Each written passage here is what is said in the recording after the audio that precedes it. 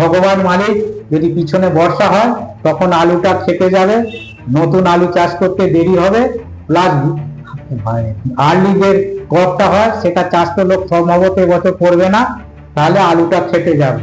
আর আমার আশা সেপ্টেম্বরের মধ্যে যদি 60% অন্তত আলুটা বেরিয়ে যায়, তাহলে কিন্তু আলুটা অনেকটা রিকভার হয়ে যাবে। নমস্কার জানাই অন্নদাতা কৃষক এবং ব্যবসায়ীদের।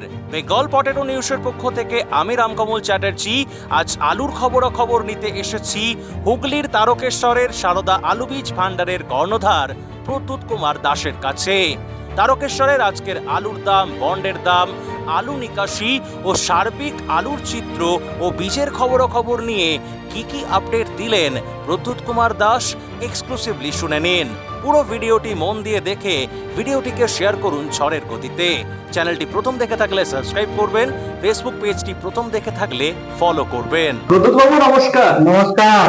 আপনার প্রতিষ্ঠান সারদা আলু বীজ ভান্ডার, আলু এবং বীজ কিনতে আসা চাষি এবং ব্যবসায়ীদের সুবিধার্থে আপনার প্রতিষ্ঠানের ঠিকানা এবং ফোন নাম্বারটা একটু বলুন।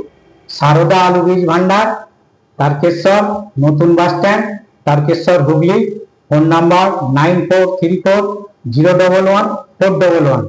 শোনা যাচ্ছে তামিলনাড়ুর মুখ্যমন্ত্রী তালাপাতি বিজয় 6220 কোটি টাকা খরচ করে প্রায় 13,34,000 চাষির কৃষি ঋণ মুকুব করছেন। এটা শোনা যাচ্ছে, আমরা বিভিন্ন মিডিয়ার মাধ্যমে দেখতে পাচ্ছি। এ বিষয়ে আপনার মতামত কি, যদি এটা সত্যি হয়? এটা সত্যি কিনা সেটা বলা যাবে না, সেটা তাদের ভোটে যখন আসে তার যদি কোনো কমিটমেন্ট থাকে সেটা হয়তো করছেন। আমাদের যে নতুন গভর্নমেন্ট এসেছেন তিনি ওই 100 দিনের মধ্যে যা কমিটমেন্ট করছেন অনেকটাই ফুলফিল করার চেষ্টা করছেন। 1 বছর পরে আরো হয়ে যাবে এটাই আশা করছি। প্লাস এই আমাদের সরকার তো ওই ভর্তুকি ওইটাতে নয়, স্বাবলম্বী ভারত করার লক্ষ্যে আছে। আমাদের এই নতুন সরকার দেখবেন ইনফ্রাস্ট্রাকচারে কত কাজ আগিয়ে যাচ্ছে, তাতে থেকে রিসোর্স তৈরি হবে। ভর্তুকি দিয়ে তা রিসোর্স তৈরি করা যায় না। বাংলাতে অন্নপূর্ণা যোজনা প্রকল্পে বিজেপি সরকারের খরচ হবে প্রায় 48,000 কোটি টাকা। তৃণমূল আমলে লক্ষ্মী ভান্ডার প্রকল্পের জন্য 36,000 কোটি টাকা খরচা হতো। মানে যোগ্য মহিলাদের ভাতা দিতে প্রায় 12,000 কোটি টাকা এক্সট্রা খরচ করছে বিজেপি। আলুর উপর যদি 1,000 বা 1,500 কোটি টাকা যদি খরচা করতো, তাহলে তো চাষিরা অনেকটা বেঁচে যেত, তাই না? আলুটা হচ্ছে যেটা হয়ে গেছে সেটা নিয়ে আর ভাবছে, নতুন বছরে যাতে না কোনো কিছু হয় সেটাই সরকারের স্ট্র্যাটেজি আছে। সরকার এটা নিয়ে আরো অনেক কিছু ভাবছে। ইমিডিয়েট এটা কিভাবে করবে এ বলা সহজ, এই কাজটা করা অনেক শক্ত। এবার আপনি যদি বলেন গাড়ি ভাড়ায় ভর্তুকি, কাকে গাড়ি ভাড়া দেবে? আবার যদি বলেন স্টোর ভাড়া, সে কাকে স্টোর ভাড়া? চাষির কি হবে? একমাত্র হতে পারে যদি ব্যাংকে ঋণ মুকুব 20%, 30% বা যেটা সরকারের থাকবে সেটা পারে, অথবা কোন চাষি ভাই যে কোঅপারেটিভে লোন থাকে 30% সুদেছে কি 50% সুদেছে, সে বাকি লোনটা রিস্ট্রাকচার করে দিয়ে পরবর্তী 5 বছরে সেটা ইনস্টলমেন্টে দেবে, আবার নতুন বছরে নতুন ভাবে লোন দিয়ে আবার কাজটা চালু করে। যেমন করোনার সময় সরকার বিভিন্ন রকম বলেছিল, কিন্তু আমাদের সেন্ট্রাল সরকার কিন্তু ভালো কাজ করেছেন। কোনো ভর্তুকি বা কিছু না দিয়ে কিভাবে লোককে আরো লোন দিয়ে আরো মার্কেট তৈরি করে ঠিক ওভারকাম করেছে। কেউ বলেছিল টাকা ছাপিয়ে লোকের হাতে পয়সা দাও, কিন্তু সেটাই যায়নি। কিন্তু এটি সাকসেসফুল হয়েছে সেন্ট্রাল গভর্নমেন্ট, যেটা পোস্ট কোভিডে যেটা করেছিলেন অর্থনৈতিক অনেক অনেক ভালো হয়েছে। আজকে হচ্ছে 1 ভাদ্র, ইংরেজির 19 আগস্ট। আপনাদের তারকেশ্বর বাবা তারকনাথের পূর্ণ ভূমি। আজকে এখানে রেডি জ্যোতি আলু এবং অন্যান্য আলুর কি দাম আছে? রেডি ডালা 1 নম্বর 380 টাকা গতকাল বিক্রি হয়েছে। এটা সন্ধ্যেবেলা রেট হয় তো 380 টাকা রেডি। জ্যোতি আর চন্দ্রমুখীটার দাম? চন্দ্রমুখী 500 থেকে 520, 30, এটা গ্রেডিং অনুযায়ী নির্ভর করে। Packet 50 KG. আর ফ্রি বন্ড মোটামুটি ফ্রি বন্ড একটা জ্যোতি আলু 150 টাকা, 130 থেকে 150 আলু কোয়ালিটি। আর চন্দ্রমুখী 300 থেকে 350 আলুর কোয়ালিটি অনুযায়ী। আপনার যে স্টোর মানে পিয়াসারা যে নতুন সারদা হিমঘর, মোটামুটি নিকাশি কেমন কি হচ্ছে? এভারেজ লাস্ট ইয়ারের থেকে কম আছে। জুলাইয়ের পর আগস্টে, গত বছরের আগস্টের মতো বাংলার আলুর মার্কেটটা ঊর্ধ্বমুখী হলো না কেন?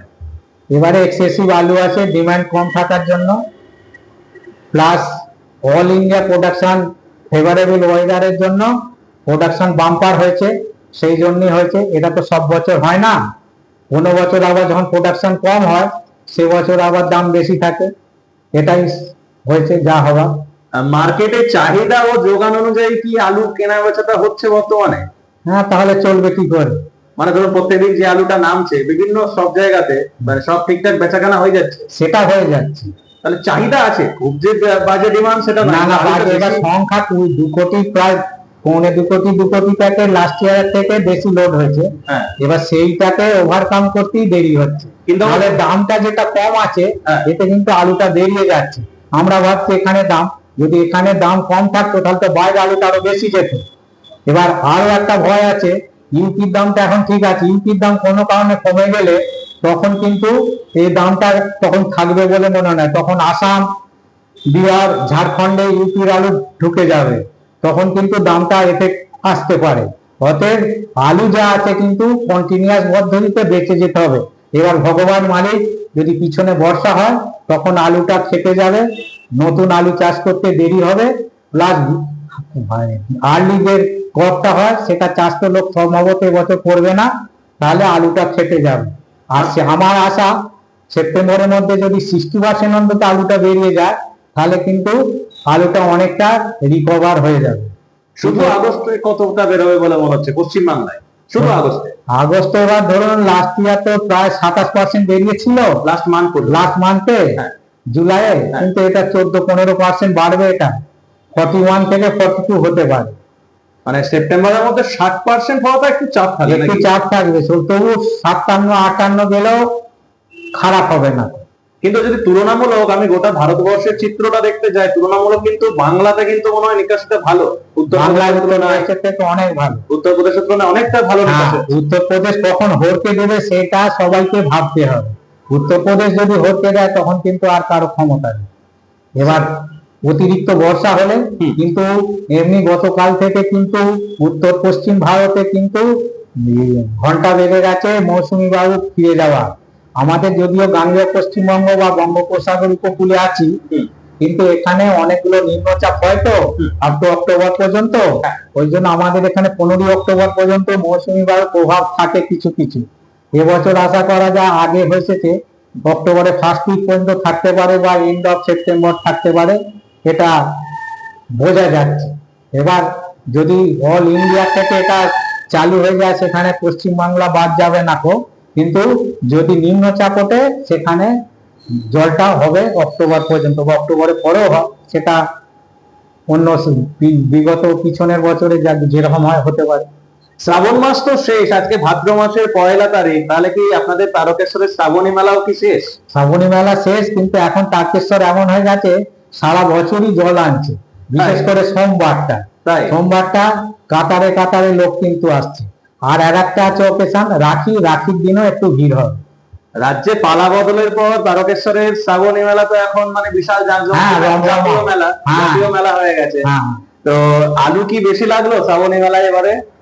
তারা তো বেশিরভাগ আসছে চলে যাচ্ছে, অতএব আলু শ্রাবণী মেলাতে তো এবার না, সে বাড়িতে খেতে এখানে খাচ্ছে, সে ব্যাপারটা একই।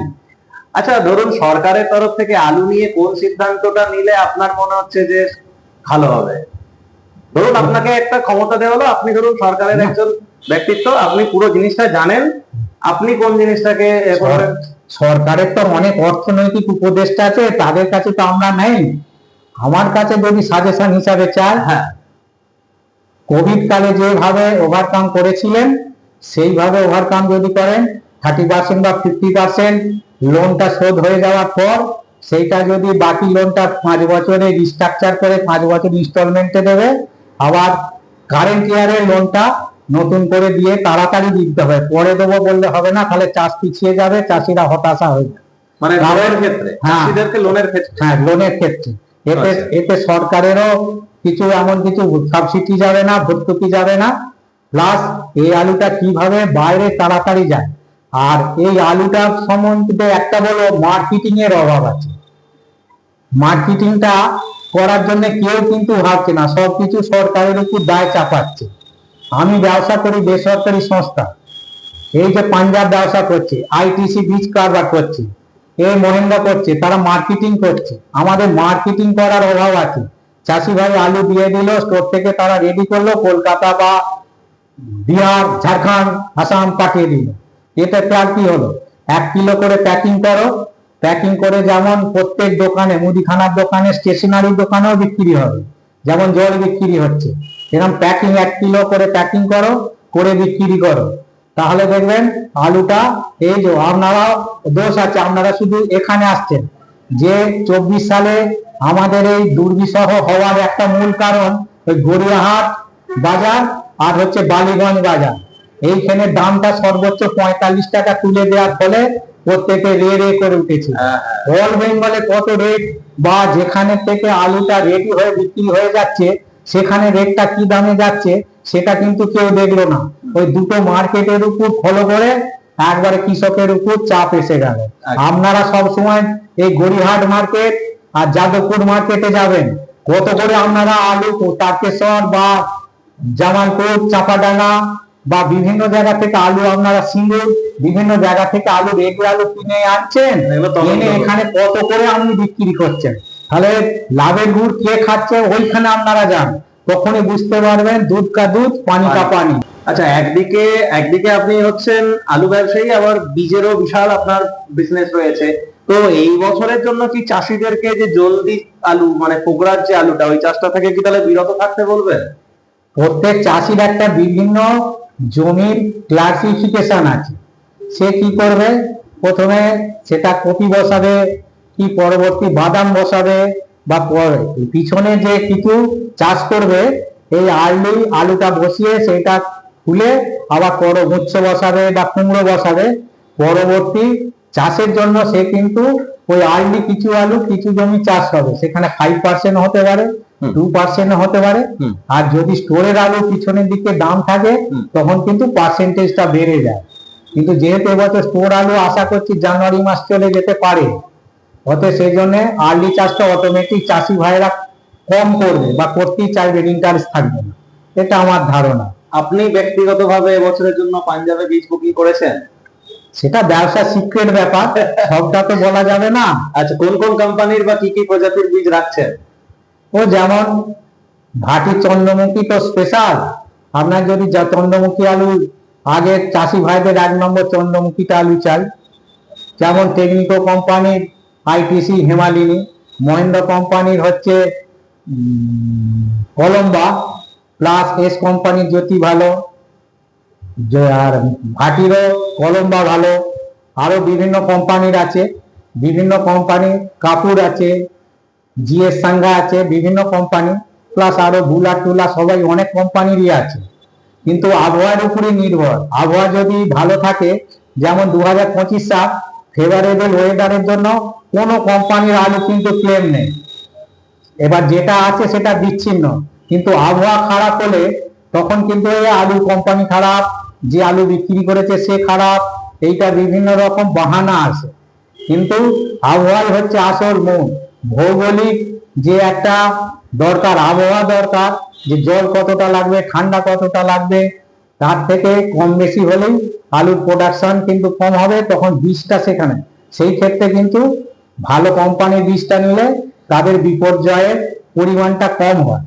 কিন্তু গত বছর ফেভারেবল ওয়েদার থাকার জন্য ছোট বড় মাঝারি সব ধরনের আলু প্রোডাকশন হয়ে গেছে। ইভেন যারা আমাদের দেশে স্টোর আলু বসিয়েছিল তাদেরও প্রোডাকশন টাইম পর্যন্ত থাকার ফলে শীত আলু ভালো প্রোডাকশন হয়ে গেছে। আর উচ্চ ফলনশীল বীজ এই বা উচ্চ ফলনশীল আলু চাষ, এগুলো থেকেও তো চাষিদের বিরত থাকা উচিত না। এটা হচ্ছে ভারত 1950 সালে, যখন 1350 সালে একটা মন্বন্তর হয়েছে দ্বিতীয় বিশ্বযুদ্ধের পর, তখন কিন্তু সুকান্ত ভট্টাচার্য একটা ভালো কবিতা বলেছিলেন। সে কবিতাটা হচ্ছে ক্ষুধার রাজ্যে পৃথিবী আজও গদ্যময়। এবার কবি রবীন্দ্রনাথ ঠাকুর আর কি শেষ লগ্নে এসে ওইটাকে সাপোর্ট করে ঐক্যতান কবিতায় বলেছিলেন ওই সুকান্ত ভট্টাচার্যের পক্ষে, কিষানের জীবনে শরিক যেজন কর্মে ও কথায় সত্য আত্মীয়তা করেছে অর্জন, যে আছে মাটির কাছাকাছি সে কবির বাণী লাগি কান পেতে আছি। কৃষকের জীবনে শরিক হয়ে তাদের সত্য আত্মীয়তা অর্জন করেছিলেন একমাত্র সুকান্ত ভট্টাচার্য। তার জন্ম কিন্তু নগরে, ফসলের ক্ষেত আর ফসল ফলানো কৃষক থেকে কিন্তু বহু দূরে সামাজিক তার অবস্থান। কৃষকের আশা আকাঙ্ক্ষা ও লড়াইকে চেতনার ধারণ করে তিনি উপহার দিয়েছেন অসামান্য কবিতা। ইট পাথরের হৃদয়হীন শহরে বাস করেও গ্রামের মাটির ফসলের ডাক শুনে তার জোরালো প্রত্যয়, কাস্তে দাও আমার হাতে সোনালি সমুদ্র সামনে ঝাঁপ দেব তাকে। কিন্তু সেটা 90 দশক পর্যন্ত সেটা কিন্তু অ্যাপ্রোপ্রিয়েট ছিল, কিন্তু 21বিংশ শতাব্দীর দোরগোড়ায় কিন্তু এটা সম্ভব না। এখন ভারতবর্ষ খাদ্য স্বয়ংভর হয়ে গেছে, আর কোন সরকার চাইবে না যে খাদ্য স্বয়ংভর হবে না। আপনি হয়তো স্টেট বাংলাকে বলছেন হাইব্রিড করব না, কিন্তু ইউপি করবে, আদার স্টেট করবে, সব স্টেট করবে, তখন বাংলা হাঁ করে দেখবে। লাস্ট ইয়ার ফেভারেবল ওয়েদার জন্য এক্সেসিভ প্রোডাকশন হয়েছে, আর যে বছর প্রোডাকশন কম হবে সেই বছর কিন্তু হাইব্রিড আলুই বাঁচাবে। অতএব হাইব্রিড আলু বলে এই নয়। আর একটা হাইব্রিড আলু, এই যে হেমালিনী আলুটা কলকাতার বাজারে একই দামে বিক্রি হচ্ছে, কিন্তু এখানে অ্যাভেলেবেল থাকার ফলে জ্যোতি আলুটা কম হয়েছে বলে জ্যোতি আলুটার দাম দাও বেশি, কিন্তু হেমালিনী আলু কোনো অংশে খারাপ নয়। ওটা 3 মাস 10 দিন টাইম, ওটা ভালো আলু, টেকসই আলু, কিন্তু এটা অ্যাভেলেবেল বেশি বলে যারা এখানে কিনছে তারা এইটা করছে, কিন্তু কলকাতার বাজারে যান একই দামে বিক্রি হচ্ছে। তাহলে এখন মানে মানে বড় বড় ব্যক্তিত্ব যখন নাম টানলেন, একটা জিনিস আপনার কাছে না জানলেই নয়। আচ্ছা, এটাকে আপনি মানেন যে যেদিন ভারতের চাষিরা স্বাবলম্বী হবে সেদিন ভারতের রাজনীতি বলে আর কিছু থাকবে না? না, সেটা বলা যাবে না। তাহলে ভারতকে রক্ষা করবে। ভারতকে রক্ষা করার জন্য স্বরাষ্ট্র দপ্তর, পররাষ্ট্রনীতি, সেটা তো ঠিকই, মানে বৈদেশিক আক্রমণ থেকে রক্ষা করবে। চাষিরা কি কোথাও যেন মনে হয় যে ব্রাত্য, মানে চাষিদেরকে, মানে চাষিরা কি ভোট ব্যাংক হতে পারে না? হ্যাঁ, ভোট ব্যাংক হতে পারে। মানুষের চাহিদা বেড়েছে, মাইদের চাহিদা বাড়ার ফলে কি হবে, প্রত্যাশা বাড়ছে। এবার প্রত্যাশা যখন বাড়ছে, সাকসেসফুল না হয়, 100% তো সাকসেসফুল হতে পারছে না, তখন থেকেই হতাশা আসছে। এটা হতাশার ছাপ। প্রত্যাশা অতিরিক্ত হলেই হতাশার ছাপ আসবে। আগে আমাদের বাপ ঠাকুরদার কি থাকতো, সে তুলনায় তো অনেক অনেক আগিয়ে যাচ্ছে। বিজ্ঞানকে কেউ অস্বীকার করতে পারবে না। আর সরকার সবসময় তার জনসাধারণের উপকারের জন্যই সে কাজ করে। বিভিন্ন সরকার বিভিন্ন রকম তার এজেন্ডা থাকে। একটা সরকার এই এজেন্ডা করেছে বলে নতুন সরকার সেই এজেন্ডা করবে, সেটা কিছু না। তাহলে আর সরকার পরিবর্তন হয় কেন? তার খারাপগুলো আবার নতুন সরকার সেগুলোকে ওভারকাম করবে। নতুন সরকারের ধ্যান ধারণা আলাদা। এই সরকারের উত্তর হচ্ছে ভারতকে স্বয়ংভর করে তুলবে, স্বাবলম্বী করে তোলার জন্য। অতএব ওখানে ইনফ্রাস্ট্রাকচারটা বাড়বে। অন্যান্য বছরে আমরা দেখতে পাই যে লাগাতার যখন বৃষ্টি হয়, সেটা সব জায়গাতে কিন্তু আলুর মার্কেটটা প্রচুর বাড়ে। আমরা এবছরেও দেখলাম যে সবজির দাম সত্যিই খুব বেশি, সবজির দামটা সব জায়গাতেই চড়া দাম। তো আলুর মার্কেটটা আগামী 1 মাসের মধ্যে কি ঘুরে দাঁড়ানোর কোনো লক্ষণ দেখতে পাচ্ছেন? মানে এই যে ধরুন আপনি বললেন যে বন্ডের দাম কত বললেন, 150 টাকা জ্যোতি আলু, তো মার্কেটটা কি ঘুরে দাঁড়ানোর কি লক্ষণ হিসেবে কি দেখতে পাচ্ছেন? এখন এটা বলা যাবে না, কারণ আলু যা আছে বার করে যেতেই হবে। 15% করে আলু না বার করলে খুবই অবস্থা খারাপ হয়। আলু বাজার বাড়বে বলে কেউ রেখে দেবে, কেউ রাখা উচিত। যদি লাস্টে থাকে, লাস্ট পর্যন্ত সে যেটুকু থাকবে সেটুকু পয়সা পাবে। কোনো কারণে আলু রাখে না। 15% আলু বাই হুক আর বাই হুক বেরোতে হবে। প্রত্যেককে আমি চাষি ভাই, ব্যবসায়ী ভাই সবাইকেই অনুরোধ করব। ব্যাপারটা হচ্ছে, ধরুন সরকারের বিভিন্ন প্রতিনিধিদের সঙ্গে তো আমার ধরুন কথাবার্তা হয়, অনলাইন অফলাইন সব রকমই হয়। রিসেন্ট প্রদীপ লোধা উনিও বললেন, গড়বেতার বিধায়ক, হচ্ছে সরকার কিছু একটা করবে। আজকে ধরুন এই সময়টা পেরিয়ে যাচ্ছে না, আজকে ধরুন 3 মাস অতিক্রান্ত আমাদের নতুন সরকারের বয়স, 100 দিন পার। তো সেক্ষেত্রে সরকারকে কি একটু তাড়াতাড়ি কিছু সিদ্ধান্ত নেওয়া উচিত যদি সত্যিই নিতে হয়? আচ্ছা, সরকারের সিদ্ধান্ত তো পরে জানবে, আমি আমার কর্তব্যটাকে করবো না কেন? ধরুন প্রথম স্টোর খুললো 200 টাকা বা 250 টাকা বা 220 টাকা, স্টোরটা তখন খাড়া বন্ড বিক্রি হচ্ছিল, হ্যাঁ, ফ্রি বন্ড হচ্ছিল। কিন্তু এখন সেখানে 150 টাকা, 120, 130 এক এক এলাকা অনুযায়ী হচ্ছে। ধরুন সরকার 50 টাকা দিল, আপনাদের তর্কের খাতিরে 100 টাকা দিল, তাহলে কি হলো? সেই তখন বাজারটা সেই 100 টাকা হয়ে যাবে, 100 টাকা বাড়বে 200 টাকা, বা যদি আলুর দাম 50 টাকা হয়ে যায়, 50 টাকা দিলে 100 টাকা, তাহলে প্লাসে মাইনাসে অঙ্কের হিসেব মাইনাসই হলো। অতএব আমি যদি আলুটা রেশিও অনুযায়ী বিক্রি করে যাই, সরকার কি হবে? পরের উপর নির্ভর। সরকার হচ্ছে, এই সরকারে আরো তার অন্য স্টেট আছে, তার 22টা স্টেটে ওই এই সরকার আছে। একটা স্টেটে করলে তো ওনার হবে না, তাহলে পরবর্তী স্টেটে সেখানে এফেক্ট আসবে। উত্তরপ্রদেশে তো হলো, তাহলে আমাদের এখানেও তো হওয়া দরকার। উত্তরপ্রদেশে কি হবে? সব আমরা গল্প শুনছি, এবার সেটা কি আছে? এখনো জানা যায়নি না, কতটা কি হবে না হবে। গল্প শুনে তো কোনো লাভ নেই। প্রত্যেক সরকারের আর একটা এজেন্ডা থাকে, অনেক দায়বদ্ধতা থাকে। আলুর ধরুন বিকল্প চাষ হিসেবে চাষিদেরকে তাহলে অন্য চাষও করা উচিত, আলু চাষটাকে কমিয়ে। আলু হচ্ছে অর্থকারী ফসল, এটা হলো চাষি করবে। যখন চাষ করে করে পিঠ থেকে যাবে, তখন সে অটোমেটিক পাট চাষের মতো ছেড়ে দেবে। আজ তাহলে পাট হাইস্ট 17,000 টাকা কুইন্টাল দাম, এখন আমি ধরুন 9,000 টাকার আশপাশ আছে। হাইস্ট কিন্তু 17,000 টাকা হয়েছিল, কিন্তু সেইটা দেখে চাষি চাষ করলো, কিন্তু এখন আর তার উপযুক্ত দাম পাচ্ছে না। কিন্তু যখন ওটা ইন্ডাস্ট্রিয়াল জিনিস, ইন্ডাস্ট্রিয়ালরা তখন কি করবে? যখন কেনার সময় কিনে নিচ্ছে, সে স্টক করার ফলে তখন দামটা, সব জিনিস ইন্ডাস্ট্রিটা অনুযায়ী যদি ইউজ হয়, সেখানে কিন্তু তার দাম বাড়বে। এটা অনলি ফর ফুডের জন্যই অবস্থা হচ্ছে। আর আরেকটা, এটা কি আপনি মানেন যে ধরুন এটা আপনি আরো ভালো বলতে পারবেন, এই যে বীজটা ধরুন, এই যে ধরুন যেটা হয়ে থাকে হয়তো আলুটা ধরুন উৎপাদন হয় ইংরেজি বছরে ধরুন মার্চ মাসে উঠে, বা বীজ দেখা যায় হয়তো ডিসেম্বর থেকে হয়তো বিভিন্ন কোম্পানি বুকিং স্টার্ট করে দেয়, এটা কি লস খাওয়ার একটা কারণ? খুব বড় ফ্যাক্ট। হ্যাঁ, এটা তো আমরা অনেকদিন থেকে আমাদের যে অ্যাসোসিয়েশনের মিটিং এ বলছি, বিভিন্ন বন্ধু বান্ধব সবাইকে বলছি যে অ্যাডভান্স বুকিংটা বন্ধ করুন। মিনিমাম এপ্রিল মাস পর্যন্ত আমরা দেখতে পাবো যে আলুটা কম হয়েছে কি বেশি হয়েছে, এইটা এক জুয়ার পর্যায়ে চলে গেছে। এবার কোম্পানি তাকে যদি কেউ টাকা দেয়, সে কি টাকা নেবে না? এটা আমাদের অ্যাসোসিয়েশন থেকেই ঠিক করতে হবে যে এপ্রিল মাসের আগে কিনবো না। কিন্তু এটা অ্যাসোসিয়েশন থেকে আবার বিগত ইয়ারে ফরম্যান জারি করেছিল, কিন্তু তাকে দেখা গেল 10,000 20,000 যে ব্যাপারী আছে বা আমাদের যারা আলু বিক্রি করেন, তারা কিন্তু আড়ালে আবডালে কিনে ফেলছেন। কিন্তু আমি একটা শর্টকাট দিয়েছিলাম যে আমাদের এই 20,000 টাকা আমাদের অ্যাসোসিয়েশন পাঞ্জাবিরা যাতে না আমাদের ঘরে অত্যাচার করে বা আমাদের ঘরে যাতে না রগড়ায়, সেই জন্য আমাদের এই অ্যাসোসিয়েশনটা।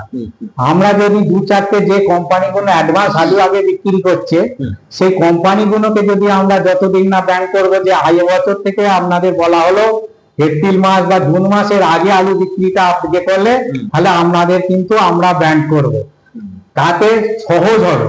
কিন্তু 20,000 লোককে আমাদের যে মেম্বার, এই মেম্বারকে আটকানো শক্ত।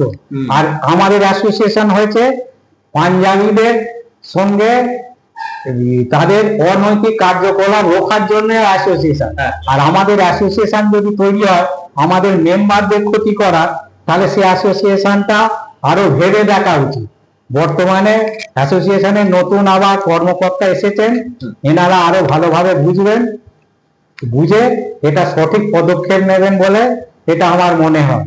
কারণ আমরা পাঞ্জাবিদের যে ভাবে আমরা পিছনের ইতিহাস অত্যাচারিত হয়েছে, তুলনামূলকভাবে কমেছে, কিন্তু এখনো সেখানে 100% হয়নি। ঠিক টাইমে লোড না দেয়া, আলুর কোয়ালিটি ঠিক না দেয়া, বস্তায় ওজন কম দেয়া, অনেক কিছু। এটা সব কোম্পানি নয়, কিছু কেমন করছে।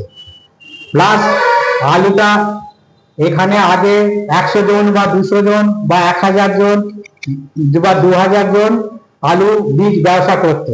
কেউ হয়তো তখন 10 গাড়ি করতো, 20 গাড়ি করতো, 30 গাড়ি, 40, 50, বা কেউ 5, 2। এখন গ্রামে গঞ্জে 1 গাড়ি, 2 গাড়ি, 5 গাড়ি অনেকেই আলু আনছে, সেটা হিসেবের বাইরে চলে যাচ্ছে। অতএব এক্সিলেন্স ইজ নোবডি মনোপলি, এইটা আমাদের ব্যবসায়ী বন্ধুদের আমি সাজেশন দেবো, আপনারা যে ব্যবসা করেন সে ব্যবসাটা 50% করুন, তাতে আপনার লাভ হবে। প্রথমে আমার ক্যাপাসিটি বিক্রি হয়তো 50 গাড়ি কেনার ক্যাপাসিটি আছে, কিন্তু আমার সেল করার ক্যাপাসিটি সেখানে 10 গাড়ি বা 5 গাড়ি বা 2 গাড়ি, আমি সেই আলুটাই কিনবো, দরকার হলে ডিমান্ড হলে আবার 1 গাড়ি আনবো, 1 গাড়ি, তাতে 1 গাড়ি লস হোক। এই লাস্ট ক বছর দেখা যাচ্ছে এক্সেসিভ আমার 10 গাড়ি বিক্রি করার ক্যাপাসিটি, আমি ভাবছি আমার প্রচুর আগে 60 গাড়ি বেচেছি, কিন্তু এখন তো সেটা নেই। মারাদোনা এখন তার একা খেলতে পারে না, বা ব্রাজিল খেলে আর বিশ্বকাপ পাচ্ছে না কেন? তার প্র্যাকটিস দেখে, স্লো মোশন টিভিতে দেখে অন্য কোচেরা ঠিক কিভাবে কাকে ট্যাগেল করতে হয় ওরে তারা বিশ্বকাপ পাচ্ছে। একই দল তো তাহলে প্রত্যেক বছরই বিশ্বকাপ পেত।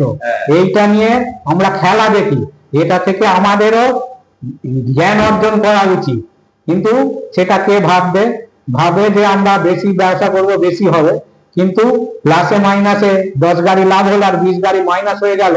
লাস্ট ইয়ারের আলু দেখুন না, 2000 টাকার আলু 500-700 টাকায় বিক্রি হয়েছে, আর যখন 2000 টাকার আলু 3000 হচ্ছে রে রে করে উঠছে।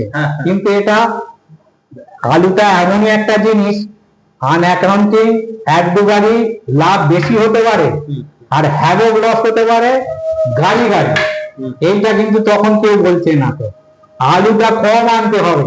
এবছর আলুটা যেমন বাংলার আলুটা কম, অত্যধিক থাকার জন্য বুকিংটা কম হয়েছে, আলুটা যদি সবাই কম আনে, অ্যাসোসিয়েশন থেকে যদি সবাই বলে, সরকারকেও সেটাকে এই অ্যাসোসিয়েশন এইটা নিয়ে বলছে, সরকারকে এটাও বলতে হবে যে বুকিংটা যেন আগে না হয়, সেটা বুকিংটা সরকারের প্রতিনিধিও যাবে। এটা অ্যাক্টিভ সরকার আছেন, কিন্তু সবাই শুনছেন কথাটা, নালে ওই যখনই ওই আলু বীজ বা অন্য কিছুতে যখন ওই সরকারের প্রতিনিধি ব্যবসা এসে যায়, তখনই কিন্তু স্বার্থ সেখানে জড়িয়ে থাকার জন্য 100% সাকসেসফুল হয় না। আচ্ছা, তো এই বছরে তাহলে বীজ কোন সময় থেকে তাহলে পাওয়া যাবে আপনার প্রতিষ্ঠানে? বীজ এবছর তো আলু তো এবছর চাষটা একটু পিছনে হবে, কারণ দুর্গাপুজো 22 তারিখ না 21 তারিখ হয়ে যাচ্ছে, লক্ষ্মী পুজো 25 তারিখ, 25-26 অক্টোবরে। আর এই লক্ষ্মী পুজোর পরেই সাধারণত আসে, অন্যান্য বছর 20 অক্টোবর আসে। এবছর কার ওই আগে যেমন এই আমাদের তারকেশ্বরে 1-2 গদি এক গাড়ি করে আর্লি আলু আনতো, এখন এখানে 118-20টা ব্যাপারী হয়ে গেছে। সবাই যদি আর্লি আলু এক গাড়ি 2 গাড়ি আনে, যেমন সিকে রোডে এরকম সবাই ও আনছে, আমি 1 গাড়ি আনি, কিন্তু আমার আলুটা বিক্রি হবে 2 গাড়ি, আর আমি আর্লি চাষের জন্য বা 4 গাড়ি, এখানে এসে গেল 20 গাড়ি, সিকে রোডে এসে গেল 100-150 গাড়ি। ওই জন্য প্রথমের ওই আলু পোগরাজ আলু যে দামে কেনে 350 টাকার দামটা ওই জন্যই এসে যায়। অতএব সবাইকে বলবো যে ব্যবসা চিন্তা করে করুন, টাকা হারিয়ে গেলে আর ফিরে আসবে না, একটা টাকা উপায় করা এখন শক্ত আছে। মোটামুটি বীজ আসতে করতে সেই অক্টোবরের শেষ, এন্ড অফ অক্টোবরের শেষ। তো ধরুন আমার যে চ্যানেল, এই চ্যানেলের মাধ্যমে আলু চাষি এবং ব্যবসায়ীদের উদ্দেশ্যে কি মেসেজ দেবেন? চাষিদের হতাশা হতে বারণ করব। জনগণের সরকার, ওনারা নিশ্চয়ই চেষ্টা করবেন। বিভিন্ন জন বিভিন্ন উপদেষ্টা আছেন, তারা নির্দিষ্ট উপদেশ দিচ্ছেন, তার মধ্যে একটা কমপ্লিট রেজাল্ট বেরিয়ে আসবে।